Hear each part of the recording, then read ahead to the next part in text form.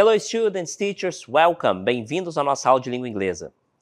Eu sou o professor Ademir Ribeiro e eu vou ficar com vocês ao longo dessa aula. Vamos dar uma olhadinha no nosso objeto de conhecimento? Nosso objeto de conhecimento, então, é o seguinte: práticas artísticas em diferentes momentos históricos. E o nosso detalhamento, o uso das mídias e da língua inglesa no processo de produção e circulação da cultura local. Vamos para a nossa aula de hoje?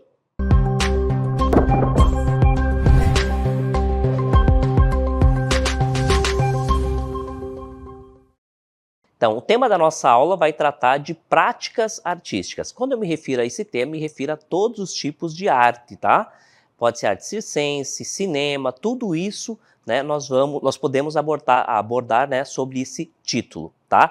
Então, o que são as práticas artísticas? A gente vai passar aí por alguns tipos de arte, né, algumas formas de expressão de arte, e aí nós vamos ampliar o nosso vocabulário e, claro, também trabalhar sempre com um tópico de gramática relacionado a esse tema. Primeira coisa que nós vamos fazer é dar uma geral aí, né, um panorama geral do que se trata as práticas artísticas. Vamos dar uma olhadinha? Então, as práticas artísticas sempre refletiram os contextos sociais, políticos e culturais de suas épocas. Na Idade Média, a arte religiosa era predominantemente, enquanto o Renascimento trouxe uma nova valorização da expressão humana e da perspectiva. Nos tempos modernos, com o advento das mídias digitais, as práticas artísticas se tornaram mais acessíveis e globais. Então, né, o que nós estamos falando aqui? Que as práticas, né, artísticas, elas foram mudando ao longo do tempo. Quando a gente fala mudando, não quer dizer que seja melhor ou pior. Esse processo, então, ele não é dinâmico e também não é muito claro. Simplesmente há mudanças. Todos nós sabemos, né, das fases que nós tivemos da arte, da literatura, e todas essas fases não significa que teve um marco. A partir daqui a gente começa um novo período, por exemplo, renascentismo, né, que a gente fala bastante. É um tempo, né, um período, né, de tempo relativamente longo, que começa e ele tem fim, né? A gente então tem vários períodos históricos que tratam da arte. Todos esses períodos não existe necessariamente um ponto, né? Parece que é uma data de mudança. Aqui acabou um, aqui começou outro. É um processo de mudança gradual que acompanha, inclusive, a evolução da sociedade, tá? Como nós vimos, né, teve um período em que as artes sacras, né, tudo que era religioso era muito valorizado e era uma expressão muito forte da arte. Depois foi mudando, né, foi dando maior valorização para as expressões humanas e assim por diante. Hoje nós vivemos algo inusitado na história. Nós vivemos, então, na época, né, no período das redes sociais, das mídias, da internet de modo geral. Isso facilitou, né, o nosso acesso a determinadas obras, determinadas formas de arte. Então, hoje é possível a gente ver, por exemplo, Mona Lisa, sem precisar ir no museu onde ela está, né, essa pintura que é tão famosa. Então, a arte, ela nos é trazida através dessas mídias. E isso é uma mudança significativa. Então é possível a gente conhecer vários artistas, né, vários autores de obras, de esculturas, sem mesmo precisar ir nesses locais através das mídias sociais, tá bom? É algo novo. Se a gente pudesse caracterizar esse período, certamente esse período seria conectado aí com uma relação da internet, como a internet mudou a vida das pessoas, a vida da nossa sociedade. Talvez aqui 200 anos, quando alguém for estudar esse período histórico qual nós estamos agora, eles perceberão, aqui teve um forte impacto das redes sociais, da internet e tudo mais, tá bom? Continuando aí falando de arte ainda, olha só. Então, a língua inglesa, sendo uma das mais faladas no mundo, desempenha um papel crucial no processo de produção e circulação da cultura local em nível global. Por exemplo, muitos artistas brasileiros, mesmo produzindo em português, utilizam o inglês para divulgar suas obras em plataformas internacionais como YouTube, Instagram e também o Spotify. Aqui somente alguns desses exemplos, tá?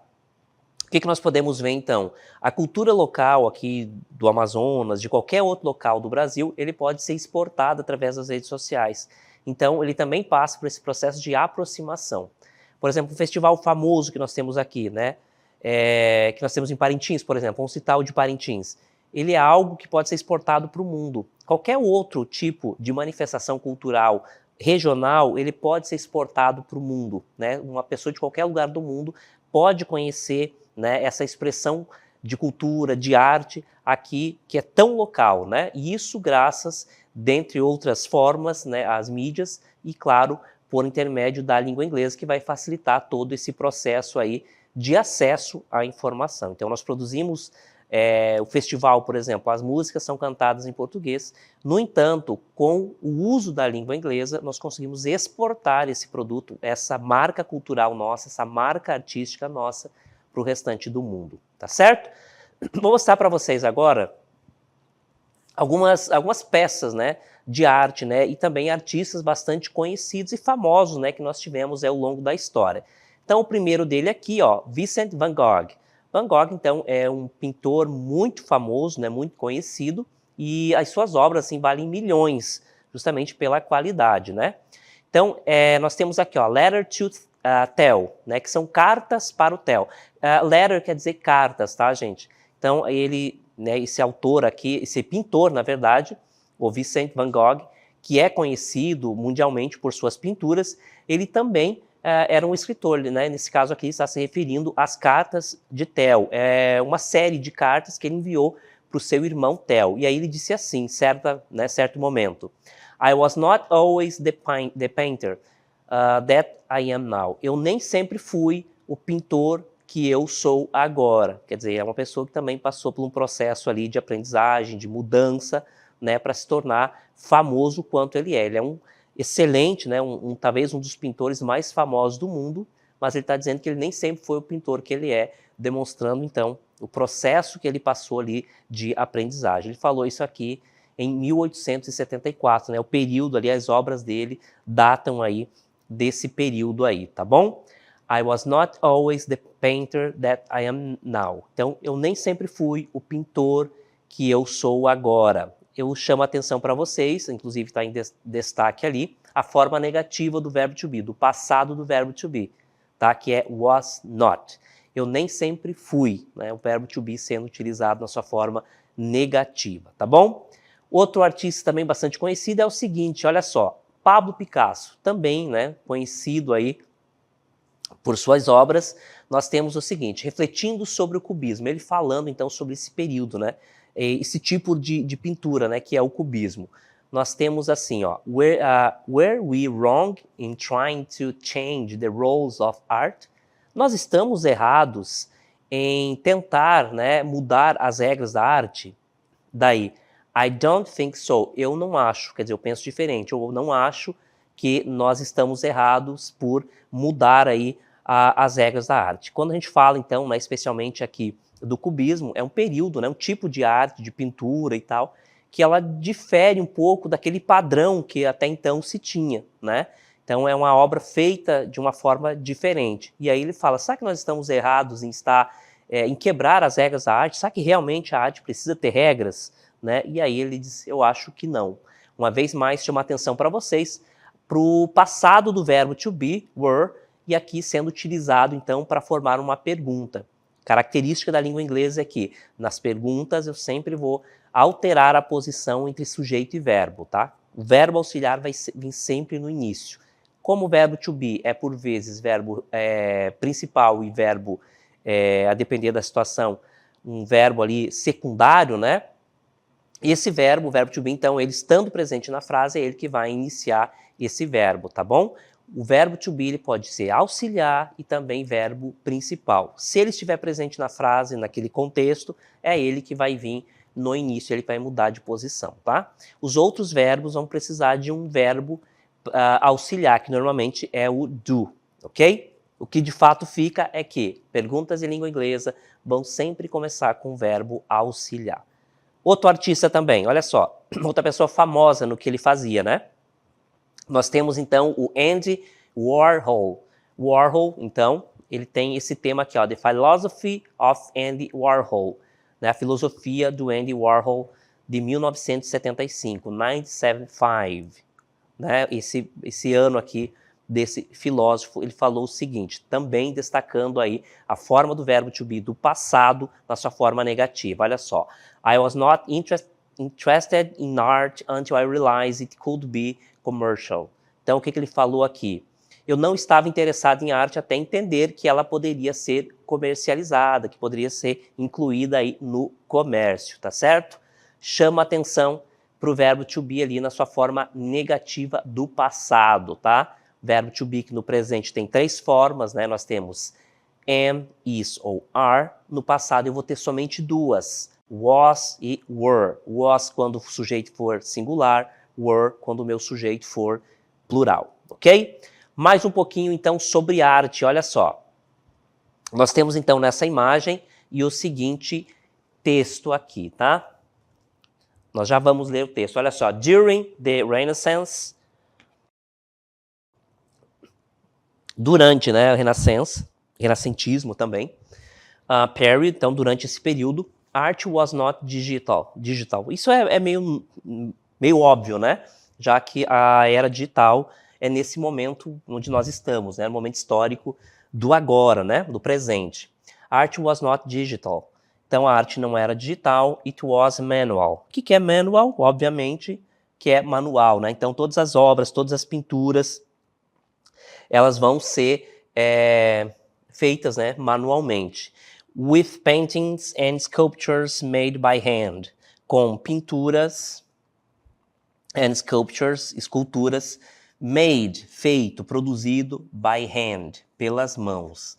Então, antes, todas as obras, né, de arte eram feitas, utilizando as mãos. Hoje, né, com as mídias digitais, nós conseguimos produzir uma obra sem utilizar as mãos, né, apenas meios digitais. Na sequência, social media was not a way to promote art in the 19th century. Então, as mídias sociais não eram, então a mídia social, tá? Olha aqui, ó, singular, mídia social, não era uma forma, um modo de promover a arte no século XIX, 19th century, as that technology did not exist yet. Isso porque a tecnologia não existia ainda, a palavrinha yet, ainda. Então, a mídia social não era uma forma de promover a arte no século XIX. Isso porque a tecnologia ainda não existia. Agora vou mostrar para vocês o que o Pablo Picasso, né, algumas informações sobre ele, com a imagem dele, inclusive, e frases utilizando, então, o passado verbo to be. Então, the use of digital media was not common in the early 20th century. Então, o uso das mídias sociais não era comum no início do século XX. Olha só. Was not. Então, a forma, gente, as frases negativas em língua inglesa, eu sempre vou ter o not presente, tá? Ele é o advérbio de negação, ele vai estar sempre ao lado do verbo auxiliar. Qual é o verbo auxiliar desse contexto aqui, desse período? É was, que é o passado verbo to be, tá? Então, a forma negativa vai ter sempre um verbo auxiliar, mais o not, ok? Então, ele vai estar sempre acompanhando o verbo auxiliar, ok? Outra frase que nós temos aqui. Local art exhibitions were not widely recognized before the age of internet. Então, a exibição, né, da arte local were not. Então, as exibições, né, de arte local não eram, were not, ó, plural, were. Então, eu estou falando das exibições, é plural. Were not widely, não era amplamente reconhecida antes da era. Age aqui não é idade, é era da internet, ok? Então, exposições de arte local não eram amplamente reconhecidas antes da era da internet. É aquilo que nós falamos ainda há pouco, né? Quando nós falamos, então, da relação que nós temos da arte com as mídias sociais, um dos pontos relevantes, né, dessa relação é a facilidade com que nós conseguimos exportar a nossa arte, a nossa cultura, e também absorver cultura e arte de outros locais. Então, esse é um dos grandes pontos, eu diria, positivos, né, em relação às redes sociais, às mídias sociais conectadas aí com a arte. Isso é bom, né, porque faz com que nós consigamos, né, mostrar, né, a nossa arte para os outros e torná-la, então, uma arte conhecida, mantendo-a viva. Então esse é um dos pontos positivos, inclusive, né, ajuda nessa questão de não deixar, né, determinadas questões e partes, né, da nossa cultura no esquecimento. Conforme as coisas, né, vão evoluindo, é comum que a gente vá esquecendo partes importantes da nossa cultura. Um dos exemplos que nós podemos, né, trazer para vocês é, por exemplo, a contação oral de histórias, né, algo que está se perdendo, né, ao longo do tempo, porque hoje não se tem aquela estrutura social e aquela necessidade, né, de se contar aquelas histórias do dia a dia, algo que está se perdendo, né? Então, as mídias sociais, as redes sociais, elas podem ajudar nesse processo, tornando a nossa cultura conhecida no mundo inteiro. Então, quando a gente torna algo conhecido, facilita, né, com que essa obra, essa parte da cultura, uma cultura inteira mesmo, elas permaneçam vivas, né, e perdurem por muito mais tempo. Nesse contexto, nós podemos contar aí com as redes sociais e com o advento aí de tudo que está relacionado aí à internet, tá bom? Então, as redes nos ajudam a mostrar o que nós temos do local, né, da nossa localidade, de onde nós somos, para o mundo. E esse processo, ele é facilmente ou é facilitado pelo uso da língua inglesa, daí a necessidade de sabermos, né, de nos comunicarmos em língua inglesa, tá certo? Acredite, o que vocês fazem, o que nós conhecemos, a cultura de vocês é importante para alguém no mundo.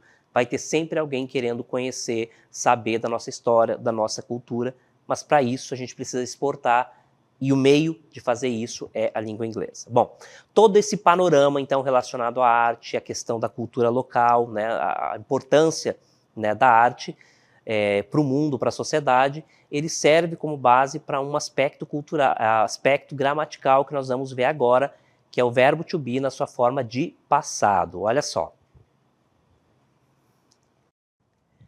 Então, nós temos aí o verbo to be no passado.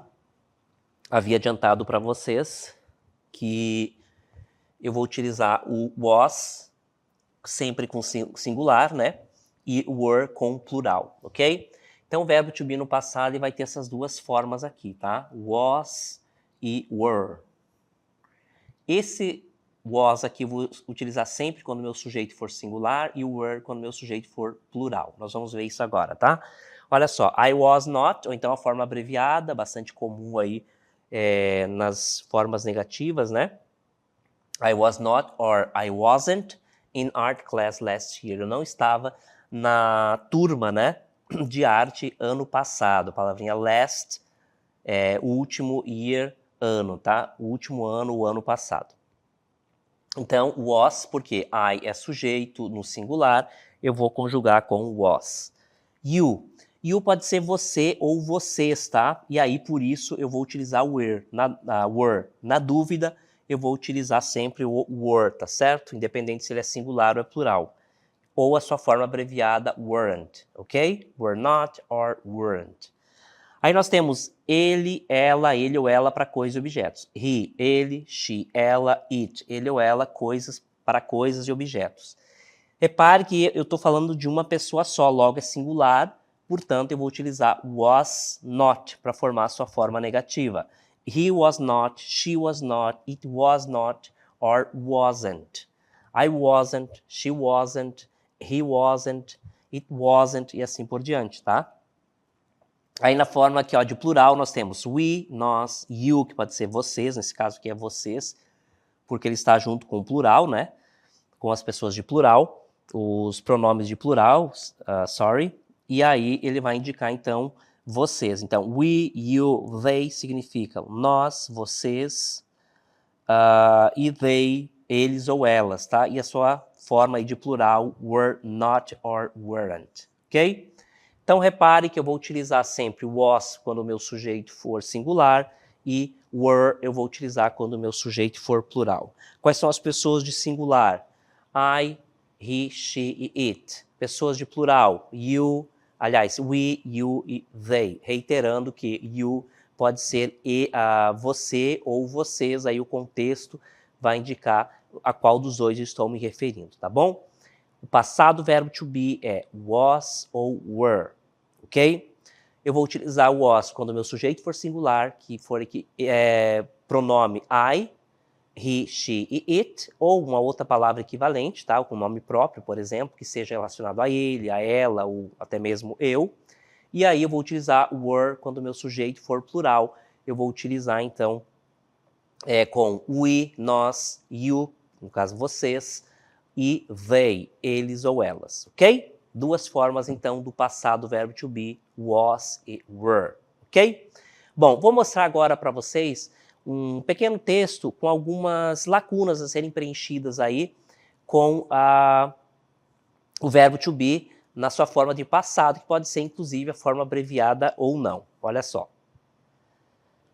Então, nós temos esse texto aqui, olha só, com algumas lacunas a serem preenchidas. Nós vamos preencher, então, com was, were, wasn't or weren't. Essas formas abreviadas aqui, gente, é bastante comum, especialmente nas formas negativas, tá? Então, nós temos optical art or OP art. Aí nós temos uma lacuna a ser preenchida, já já a gente vai colocar elas aqui, tá? Very famous in the 1960 years. Então, essa arte aqui, esse tipo de arte, né, chamada de arte óptica, né, ela foi famosa, muito famosa nos anos de 1960, tá? 60s. OP artists, então, artistas, né, desse período, né, desse tipo de arte, né, artistas que produzem esse tipo de arte. Aqui nós vamos preencher, né, distant from advance in computing, aerospace and television. Eles estavam, né, distantes dos avanços da computação aeroespacial, né, aquele período ali aeroespacial e televisão. They, então aqui nós temos mais uma lacuna a ser preenchida. Interested, interessados, in the nature, na natureza, of perception, of optical illusions. Então, eles estavam interessados na natureza da percepção, aliás, a percepção da natureza e das ilusões óticas, como é o caso disso aqui, tá? Ela é uma ilusão ótica. Pois bem, vamos preencher então essas lacunas desse texto com as suas formas corretas. Então, a primeira lacuna a ser preenchida, optical art or OP art was. Repare que eu estou falando de da arte ótica, né? Ou então a sua forma abreviada, OP art, mas eu estou falando de uma única, tá? Se é é singular, tá? Então, portanto, eu vou utilizar a sua forma was. O passado do verbo to be, quando for singular, é was. Então, optical art or OP art was very famous in the 60s, né, dos anos 1960, então 1960, né, 1960. OP artist, aí vamos ver qual é a próxima parte a ser preenchida, weren't, a forma do passado do verbo to be na sua forma negativa, só que plural. Olha só, aqui eu estou falando de artists, estou falando de plural, certo? Mais de um. Se eu estou falando mais de um, é plural, e, portanto, a forma escolhida deve ser were. Só que eu estou falando negativamente, né? Então, weren't. Então, OP artists weren't distant from advance in computing, aerospace and televisions. Então, os artistas, né, da arte óptica não estavam distantes dos avanços na computação, do espaço aéreo, né, aquele período ali em que o homem, inclusive, foi à Lua, então estava todo naquele envolto, né, naquele período aeroespacial, e televisão. Aí a próxima lacuna, they, já sabemos que they é plural, né, só resta saber se a continuação vai ser afirmativa ou negativa, então, they were interested in the nature of perception of optical illusions. Então, eles, plural, eles estavam interessados na percepção da natureza, né, e nas ilusões ópticas. Então, essas pessoas, né, desse período estavam focados, então, nesse aspecto, né, nesses dois aspectos ali, na percepção da natureza e na ilusão óptica. Pois bem, aqui nós vimos, então, o verbo to be, o passado verbo to be, sendo utilizado tanto na forma afirmativa, né, aqui, sem o not, quanto na forma negativa, né, embora esteja com a sua forma abreviada. E aqui também afirmativa, ok? Então, o verbo to be, no passado, was, were, ele pode ser utilizado em frases afirmativas ou negativas. As negativas caracterizadas basicamente pela presença do not logo após o verbo auxiliar. Nesse caso, o verbo auxiliar é o verbo to be, tá bom? Então, question, agora a forma interrogativa do passado verbo to be, obviamente, past simple. Questions, olha só, lembra que eu falei para vocês que as perguntas sempre vão começar com um verbo auxiliar? Was I in art class last year? Eu estava na turma, né, de arte ano passado? As respostas curtas, mas corretas, tá? Short answers. Yes, you were. Sim, você estava. Forma negativa, né? A resposta curta. No, you weren't. Não, você não estava. Outra pergunta, olha só, essa alteração também, né, é bastante comum nas perguntas em língua inglesa, né? Começando sempre com o verbo auxiliar. Were you at work yesterday? Você estava no trabalho ontem? Yes, I was, a resposta afirmativa. Resposta negativa, no, I wasn't. Não, eu não estava. Outra perguntinha aqui também que leva essa estrutura, né? Alteração entre sujeito e verbo. Was he home last night? Ele estava em casa ontem à noite, noite passada? Yes, he was, resposta afirmativa. No, he wasn't. Então, repare que todas as respostas curtas, eu vou utilizar, então, o verbo que eu utilizei na pergunta, tá? Na resposta vai aparecer esse mesmo verbo aí, tá? O mesmo da pergunta vai aparecer na resposta. Were they in the same group? Eles estavam no mesmo grupo? Olha a alteração aqui entre sujeito e verbo em relação às frases afirmativas. Eles estavam no mesmo grupo? Yes, they were. Repare que eu repito o verbo, tá? No, they weren't. Não, eles não estavam. Ok? Muito bem, então a forma interrogativa do verbo to be, do passado verbo to be, tem por característica, né, a alteração de posição entre sujeito e verbo. Então, as perguntas em língua inglesa sempre vão começar com o verbo auxiliar, tá bom? O verbo auxiliar vai ser o verbo to be, porque é ele que está ali do contexto, como ele pode ser um verbo normal, né? Verbo principal, ou também um verbo auxiliar. Ele estando presente na oração, na frase, é ele que eu vou utilizar. E aí nas frases interrogativas eu só vou colocar ele no começo e colocando em segundo lugar o sujeito. Então, fazendo essa alteração característica padrão das perguntas em língua inglesa, tá bom? Vou mostrar para vocês agora o Short Dialogue, e depois a gente vai explorar um pouquinho essas perguntas e respostas presentes nesse diálogo. How was the movie? It was really good. Was it scary? Yes, it was really scary. Nice. Was it crowded? No, it wasn't. There weren't many people there. Então, conforme nós vimos aí, né, esse Short Dialogue trouxe algumas perguntas, respostas, utilizando aí o passado do verbo to be. Vamos explorar um pouquinho com mais atenção esse diálogo, olha só. Então, nosso conversation, nosso diálogo, né, nossa conversa. Solomon pergunta assim, how was the movie? Como foi o filme? Aí a Potira responde, it was really good. É a resposta afirmativa, né? Não tem not, é a resposta afirmativa. It was really good. Eu estou utilizando was, porque o it é ele ou ela, no caso aqui o filme, é um só, singular.